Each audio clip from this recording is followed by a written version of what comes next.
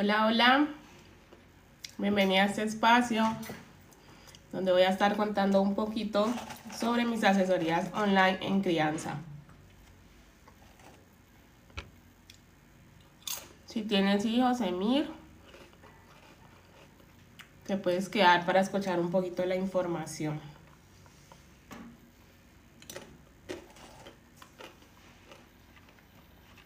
Si tienes alguna pregunta sobre tu crianza, alguna duda sobre la conducta de tus hijos, este espacio también está abierto para ello. Voy a esperar que se conecten un poquito más de personas para arrancar con lo que quiero contarles y con lo que quiero explicar hoy.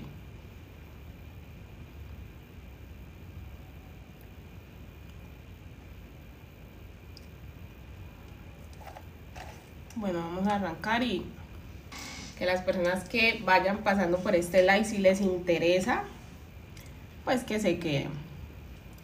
Bueno, vamos a empezar contando qué son mis asesorías online. Yo soy psicóloga infantil, experta en crianza, desarrollo infantil. Llevo aproximadamente 8 años trabajando con la infancia. Hace un tiempo como docente de preescolar y hoy en día como psicóloga infantil. Entonces me dedico a acompañar a las familias en su proceso de crianza, porque la realidad es que nadie nos enseñó a ser padres, eso es muy real. Sin embargo, hay un aprendizaje inconsciente y es la forma en cómo nos criaron a nosotros.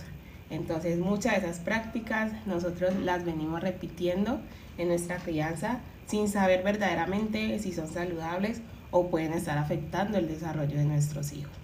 Entonces yo me dedico a brindarles herramientas a las familias entendiendo la conducta de su hijo, es decir, desde las neurociencias del desarrollo. Entonces yo le digo a las personas o les explico el porqué de la conducta de sus hijos, ¿cierto? Ya teniendo eso en cuenta, empezamos a mirar qué estrategias le pueden ayudar a tu hijo o a ti como mamá y papá, porque la verdad es que la crianza no es de talla única. Todas las prácticas no sirven para todos los niños. Entonces, en medio o por medio de estas asesorías online, lo que yo hago es centrarme específicamente en el caso de la familia y empezar a indagar muchas cosas o muchos factores para luego sí poder explicar por qué está pasando esto con su hijo y qué cosas puede hacer o qué prácticas puede empezar a emplear que cuiden la salud mental y emocional de su hijo o hija. Entonces yo siempre cuando voy a hacer una asesoría empiezo con una entrevista. Y aquí tengo un caso de una cliente con la que ya terminé el proceso y les cuento cómo son la entrevista. En la universidad pues nos enseñaron a hacer una entrevista, algo que se llama anamnesis, y tenía siempre la misma información. Entonces yo decía, pero ¿por qué siempre la misma información, las mismas preguntas, las mismas áreas a responder cuando todos los casos no son los mismos? Entonces a mí la verdad como que no me cuadraba. Entonces yo empecé a crear mis propias entrevistas según el motivo de consulta de cada familia. Entonces asimismo empezamos a mirar cuál era el área a desarrollar. Y por ejemplo el caso de esta mamá, su motivo de consulta,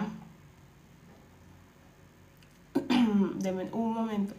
Su motivo de consulta es que la niña estaba presentando varias conductas bien complejas, ¿cierto? Entonces, lo que yo creé fue la historia del desarrollo y temperamento. Entonces, en la entrevista yo empecé a preguntarle sobre la historia del desarrollo y temperamento de la niña, porque como yo ya he explicado por aquí en algunos espacios, es importante identificar los rasgos del temperamento del niño o de la niña para entrar a mirar así cómo acompañarlo. Entonces hay algo que se llama los 9 rasgos del temperamento. Y en los 9 rasgos del temperamento nos damos cuenta de en realidad cómo es la niña y qué cosas sí pueden servirle, porque a veces los papás no conocen a sus hijos, ¿sí? Y empiezan a emplear herramientas en su crianza que hicieron con ellos o que el vecino le está diciendo que haga. pero es que tu hijo no es igual al hijo del vecino. Entonces tú tienes que conocer a tu hijo específicamente y eso es lo que hacemos por medio de estas asesorías online, donde empezamos con una entrevista, conocer específicamente a tu hijo. Entonces, lo que yo empiezo preguntándole, por ejemplo, es cómo escribirías el temperamento de tu hijo. Siempre se ha mostrado así, con altos niveles de energía, porque era lo que la mamá me decía. Entonces empezamos a indagar en esta entrevista cuál es el temperamento del niño para ir conociendo un poco al niño, ¿sí? Luego hacemos las preguntas sobre la dinámica familiar. ¿Cómo es la dinámica familiar? El niño con cuántas personas viven, con quién vive, ¿cierto? Todo esto es importante y esto nos da mucha información de por qué el niño está teniendo ciertas conductas.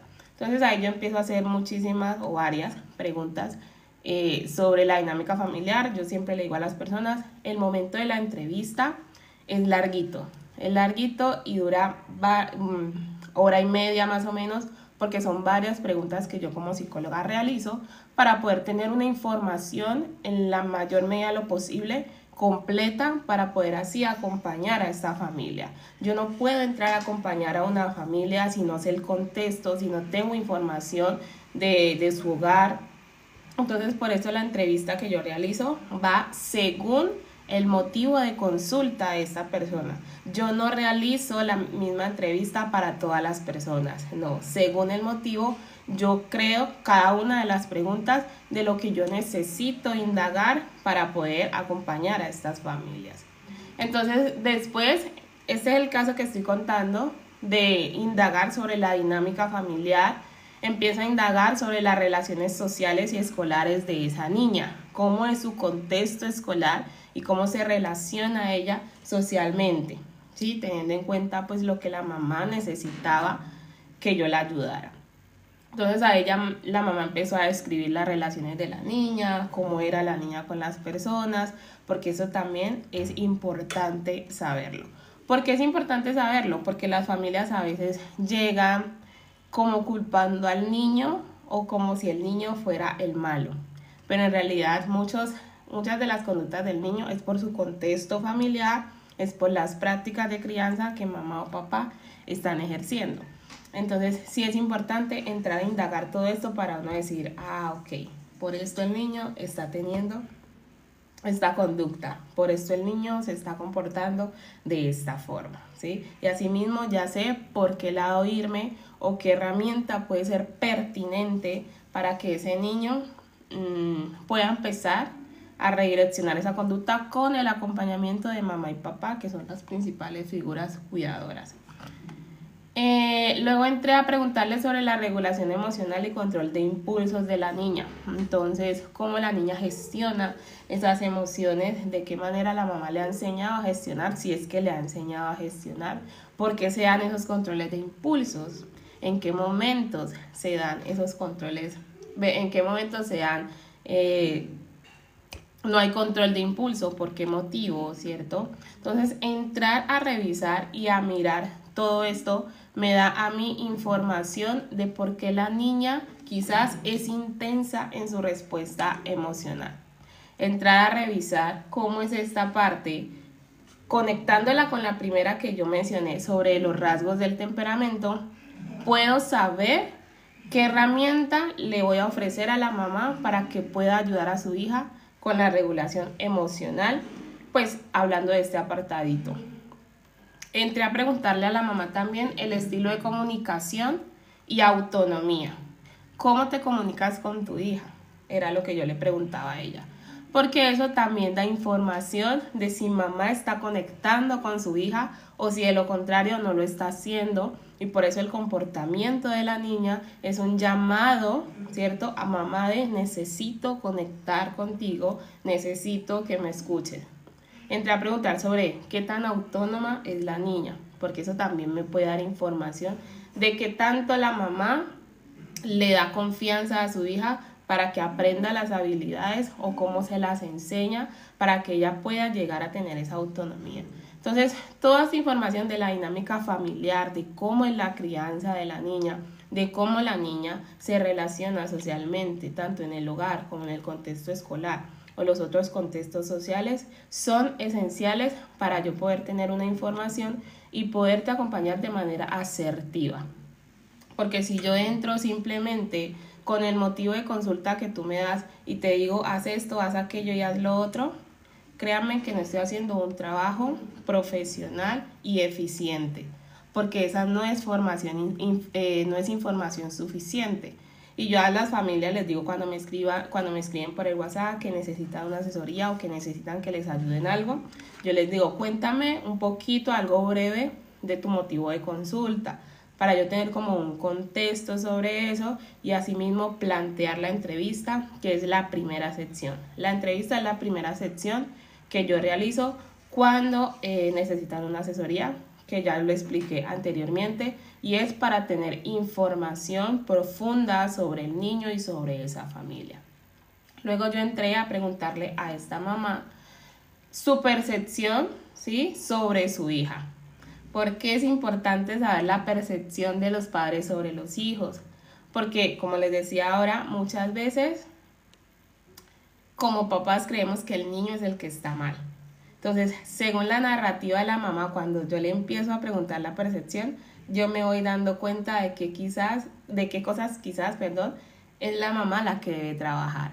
Porque yo siempre le digo a los papás, el 70% de responsabilidad es tuya, de mamá y papá, porque son sus figuras primarias o son sus principales cuidadores. El 30% lo tiene el niño, porque tú le vas a enseñar la habilidad o vas a redirigir esa conducta que necesitas y el niño la va a ir aprendiendo. Pero el 70% de responsabilidad es de los padres, porque siempre señalamos al niño y es el niño que tiene que cambiar y me escribe, necesito que vea a mi hijo, ¿cierto? Porque piensan que yo voy a sacar una varita mágica y voy a cambiar la conducta de tu niño. No, tu niño llega a mostrarte también a ti como mamá y papá qué cosas debes empezar a trabajar, qué cosas debes empezar a transformar en tu crianza. Entonces, yo ya escuchando la narrativa de la mamá de cómo es la percepción de su hija, también voy identificando qué mamá debe trabajar en ella, qué mamá debe empezar quizás a hacer un proceso de sanación.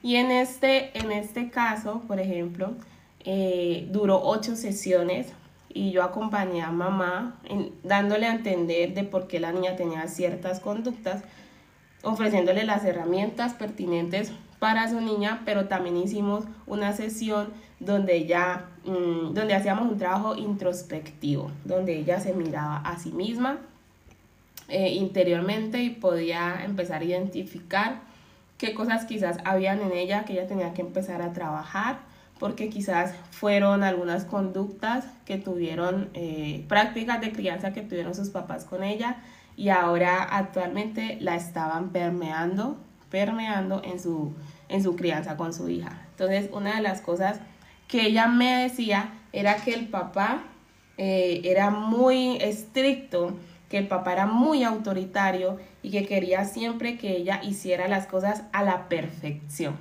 Y nos dimos cuenta en esa sección que ella también había heredado eso de su papá y le exigía a su hija, incluso le sobreexigía aún cosas que la niña no estaba en la capacidad de hacer, porque ella quería que la hija fuera perfecta, que ante los demás fuera excepcional siempre. Entonces ella pudo identificar algo de lo que todavía no era consciente, de que esa perfección que le pedía a su hija era porque a ella también en su infancia le pidieron esa perfección.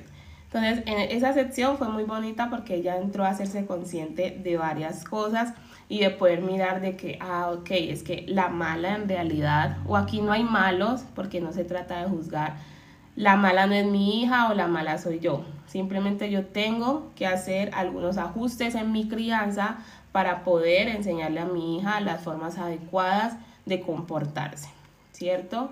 Entonces esa sección fue muy bonita, fueron 8 sesiones. Al final se hace un análisis de la situación después de yo realizar la entrevista según el motivo de consulta con las preguntas pertinentes. Se hace un análisis de la situación donde yo le ofrezco a ella posibles causas basadas en la neurociencia del desarrollo yo a los papás no les voy a venir a decir aquí las posibles causas de la conducta de su hijo porque es que a mí me parece, no, no es ético. Todo va basado según las neurociencias del desarrollo, que son las que me explican el porqué de la conducta de ese niño, sumado a otros factores que mencionaba ahora, el contexto familiar, el contexto escolar, de cómo mamá y papá están ejerciendo la crianza. Y por ejemplo, aquí había un factor en esta familia, en este caso que les estoy contando específicamente, y era que la niña no vivía con el papá prácticamente era muy intermitente. Un tiempo se llevó a la hija, y también como violencia vicaria para que la mamá la verdad se sintiera mal, se la llevó por un tiempo, la mamá no sabía nada de su hija y luego de un momento a otro ya no volvió a aparecer, ¿cierto? La entregó a la mamá y ya no volvió a aparecer. Entonces todas estas conductas de los papás están influyendo en la crianza, en el desarrollo y en las conductas de mi hijo porque están impactando emocionalmente. Y en realidad la parte emocional es el trasfondo de la situación. El comportamiento, la conducta solo es la punta del iceberg. Yo tengo que revisar qué hay de trasfondo y por eso se hace esta entrevista que me da la mayor información posible, no totalmente, porque en el proceso uno va descubriendo otras cositas. Entonces, el comportamiento o la conducta de su hija solo es la punta del iceberg. Y les cuento que cuando esta mamá me escribió, yo, Dios mío, me preocupé porque la mamá, el párrafo que me dijo de todo lo que estaba preocupado, yo dije, este caso va a ser complejo, va a ser difícil, pero al hacer la entrevista me di cuenta de que en realidad no es así, que en realidad lo único que la mamá necesitaba era herramientas para criar a su hija. Porque cuando la mamá me lo planteó, Señor Jesús, esto es algo obviamente... Ay, se me fue la palabra. Bueno, eso es algo que yo no puedo estar divulgando por aquí, ¿cierto? En estos casos, pero confidencial. Esto es algo confidencial, pero sí les cuento que el caso, cuando ella me lo escribió, se escuchaba bastante complejo y cuando entramos a resolver cada una de las preguntas de la entrevista, me di cuenta de que no era tan complejo como ella lo explicaba, pero para ella sí lo era porque ya no tenía las herramientas para acompañar a su hijo, no sabía qué estaba pasando con su hija. Pero cuando empecé yo a explicarle paso a paso, ¿cierto? De por qué su hija se estaba comportando así, ella empezó a sentirse más tranquila, empezó a entender un poco y ya de ahí para allá las siguientes sesiones ella estuvo súper receptiva y el proceso con esta mamá fue muy bonita, fue muy bonito, ella fue súper cumplida con sus sesiones porque eso es otra cosa. A veces queremos que el proceso tenga resultados de la noche a la mañana y en realidad no es así. Esto requiere un proceso y no todos los casos dura la misma cantidad de sesiones. Con ella duró 8, pero con otra mamá quizás duró 6. Entonces no siempre, incluso la mamá con la que duró 6 me dijo, ay, ese poco. Ella pensó que en una sola sesión yo ya le iba a resolver absolutamente todo. Además, yo no soy la que resuelvo. Yo te doy las herramientas, yo soy una guía, yo soy un puente, pero de ahí para allá el trabajo lo tiene que hacer mamá o papá en el hogar. ¿Sí? ¿Me hago entender?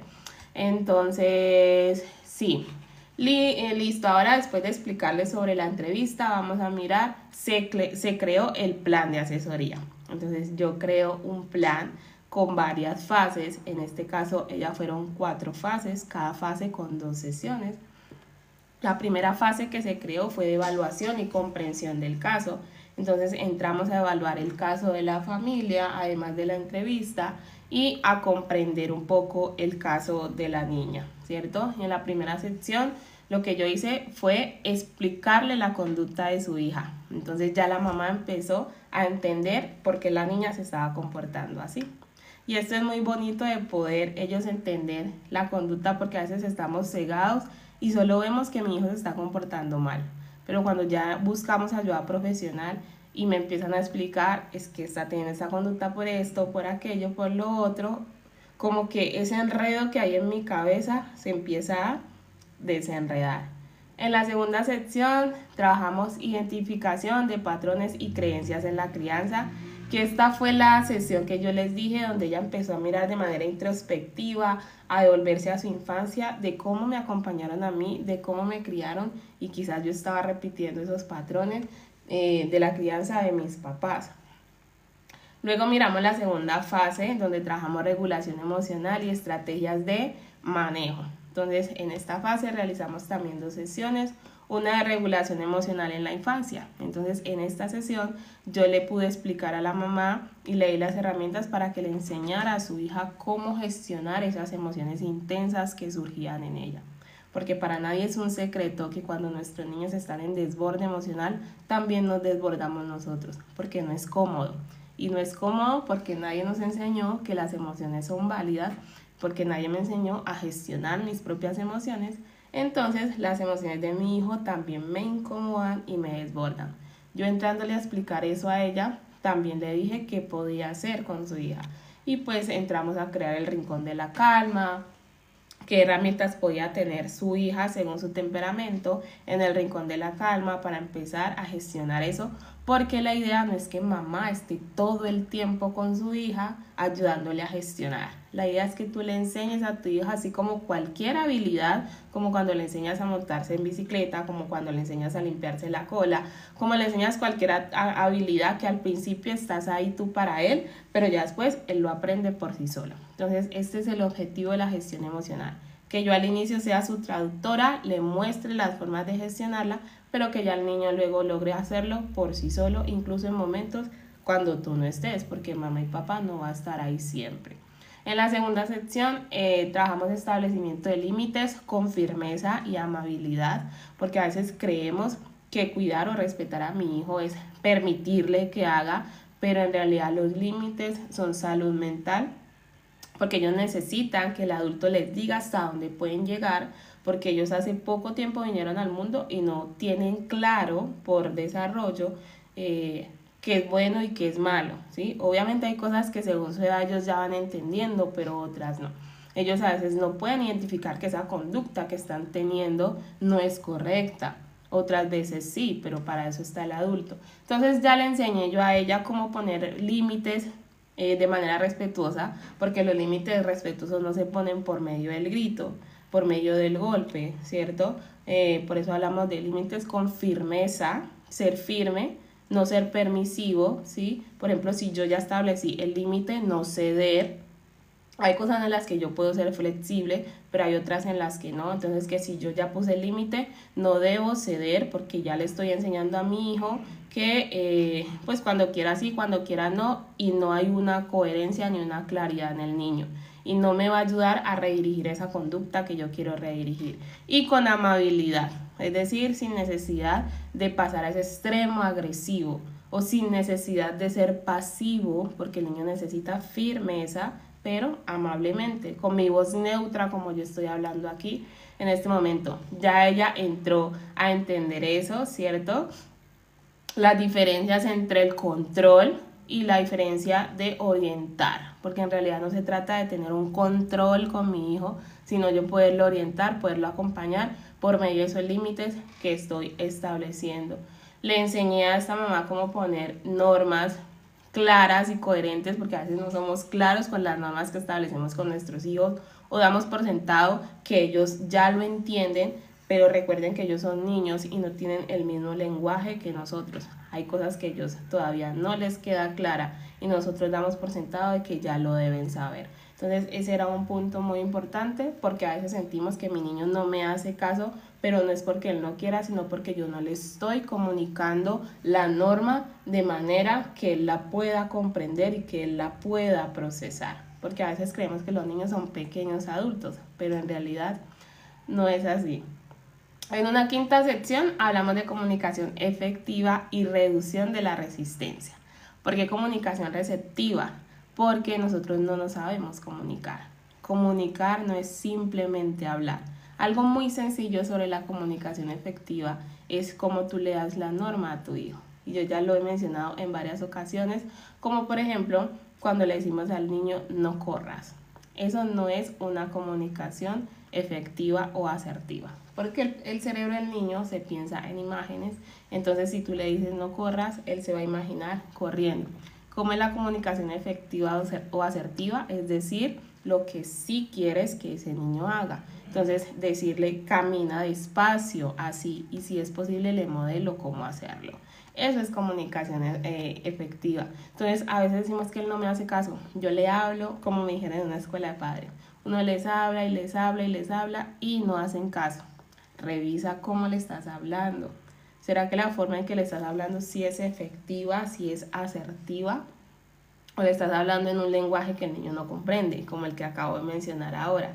Cuando le decimos no corra, no hagas esto, no haga aquello, evita decir lo que no debe hacer y pásalo a decir que sí debe hacer. Entonces, baja tus pies aquí. Si tiene los pies en el mueble, baja tus pies en el suelo.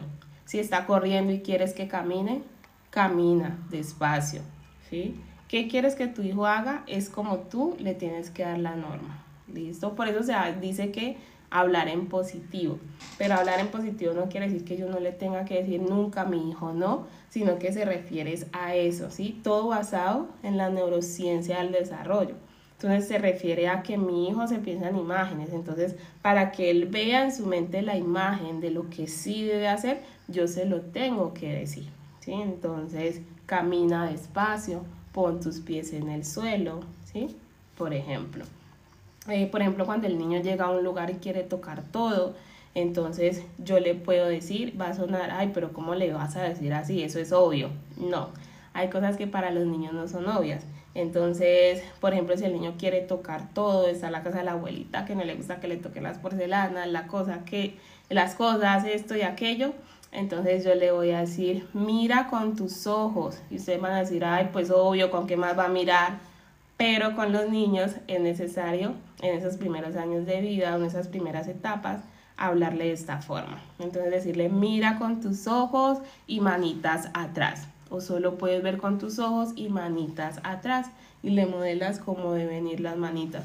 Entonces, estas son formas y son estrategias que van basadas en el funcionamiento del cerebro del niño.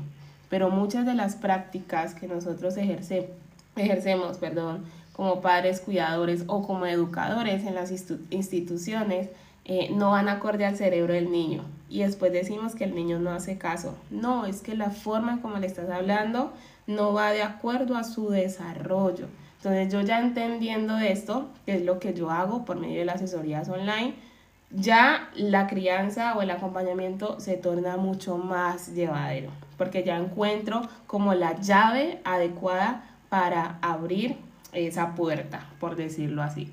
Entonces pongamos el ejemplo, cuando yo tengo muchas llaves y no sé cuál es la llave de la puerta, yo meto todas las llaves y no abren y me empiezo a estresar. Así mismo pasa con los niños. Cuando yo hago esto y hago aquello, pero nada de eso funciona porque no va acorde al desarrollo del niño. Pero cuando encuentro la llave adecuada, porque busqué orientación profesional, porque ya tengo las herramientas adecuadas, pues las cosas cambian, ¿cierto? Y se hace muchísimo más llevadero. En la fase 3, que trabajé relaciones sociales y autoconcepto con esta mamá, una de las sesiones que trabajamos fue ¿por qué busca la compañía de niñas mayores? Pues teniendo en cuenta este caso que la chiquita solo quería estar con niñas grandes y pues había salido lastimada por estar con niñas más grandes que ella. Entonces yo ya entré a explicarle que en esta etapa en la que estaba la niña está en busca de una aceptación social. Y estas niñas aparentemente le ofrecían esa aceptación porque le decían que tenía que hacer y demás, y la niña lo interpretaba de esa manera. Entonces la mamá ya pudo entender eso porque la mamá decía, pero ella ¿por qué busca siempre estar con niñas grandes? Y el caso fue que incluso le partieron un diente en una situación que tuvo con estas niñas grandes. Pero yo ya entrándole a explicar a la mamá de por qué la niña en esta etapa lo hacía, ella pudo estar un poquito más tranquila, pero asimismo le di las herramientas para que empezara a explicarle a su hija de que esas amistades quizás no eran las adecuadas. Y trabajamos también, que es muy importante y va enlazado con la anterior sección que se realizó, cómo construir autoestima y seguridad en la niña. Entonces quizás la niña no tenía la suficiente autoestima que necesitaba para poder poner el límite y saber que esas amistades no eran las adecuadas, y que desde casa era importante ofrecer esa seguridad para que la niña pudiera y tuviera la capacidad de decir aquí no puedo estar o aquí no debo estar. Entonces miren todo el proceso que se hizo tan bonito de empezar a mirar cada una de las conductas, cada una de las formas en la que mamá estaba acompañando, poder explicarle el porqué de todo eso y qué podíamos hacer para que se dieran otras cosas que, por ejemplo, mamá quería. La mamá decía, yo quiero que ella entienda de que esas amistades no son las adecuadas para ellas y que ella aprenda a poner límites. Yo le dije, ok, es importante empezar a construir entonces el autoestima de la niña. Es importante desde casa empezar a transmitirle seguridad para que ella se fortalezca y tenga la capacidad de poner el límite, porque esas niñas más grandes que ella le decían qué tenía que hacer todo el tiempo y la niña lo hacía así no fuera adecuado. Entonces este proceso fue muy lindo y una de las sesiones o la cuarta fase que trabajamos, que ya fue casi terminando este proceso, fue el seguimiento y ajuste de estrategias. Entonces en la sección hicimos una evaluación y yo le planteé a la mamá de lo que aprendió en lo que no sabía y lo que pudo aprender en cada una de las sesiones, para que ella pudiera observar el cambio del proceso, ¿sí? Para que ella pudiera observar la claridad que le dio este proceso o esta asesoría online. Vamos a ver si yo tengo por aquí el cuadro y les muestro.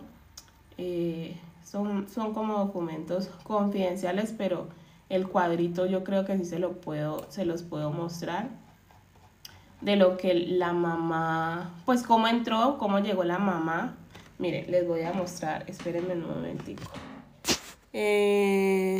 Girar cámara. Entonces, miren este cuadrito, por ejemplo. Aquí está como reducido de lo que se trabajó. Entonces, el tema a trabajar primero, que yo ya les mencioné, fue la regulación emocional. ¿Qué aprendió la mamá? La mamá aprendió que el cerebro infantil está inmaduro, necesita guía y calma del adulto. Entonces también se le planteó el ejemplo. Cuando la niña se frustra, la mamá ya puede validar su emoción antes que corregir. Es decir, la mamá aprendió a validar la emoción de la niña. En esta parte de los límites, con firmeza y amabilidad, que fue lo que se trabajó porque la mamá no lo sabía hacer. Y la mamá aprendió que el límite protege, no castiga y puede ser claro sin ser duro, ¿sí? Por ejemplo, cuando la niña sí tenía una conducta agresiva, pues obviamente hay que poner el límite, entonces decirle no te voy a dejar pegar, pero puedo ayudarte a calmar. Otra cosa que la mamá aprendió, que también les mencioné, fue la comunicación efectiva. Hablar para conectar, no solo para corregir, porque estamos acostumbrados a simplemente hablar para corregir al niño o gritarle, pero no hacemos un trabajo de conectar con él por medio de la comunicación. Y esto se hace por medio de preguntas abiertas, de escuchas activas. Se hizo un trabajo también donde el tema que se trabajó fue las relaciones con niñas mayores, que yo les comenté, que aprendió mamá que la hija necesita guía para vincularse con niñas que la cuiden. La niña no lo sabía hacer por sí sola, no podía identificar por sí sola que esas amistades no eran las adecuadas, entonces necesitaba de esa guía de la mamá para hacerlo. ¿Y cómo se hace eso? Por medio de la supervisión y conversaciones empáticas. Y en esta parte de la autoestima que también les comenté y la seguridad emocional, lo que tú le dices construye o derrumba su mundo. Entonces miramos lo que trabajamos, miramos lo que la mamá aprendió y básicamente ese es el cuadro. Y yo siempre este cuadro, se los envío. Y yo siempre este cuadro que les acabé de mostrar ahorita, se los envío a las familias para que ellas puedan entender de, ok, yo llegué con todas estas dudas o con todos estos motivos de consulta y se resolvieron los objetivos de las sesiones. Entonces, los motivos de las sesiones que se fueron realizando paso a paso, la mamá al final se da cuenta de qué y cada una de las cosas que aprendió. Y por aquí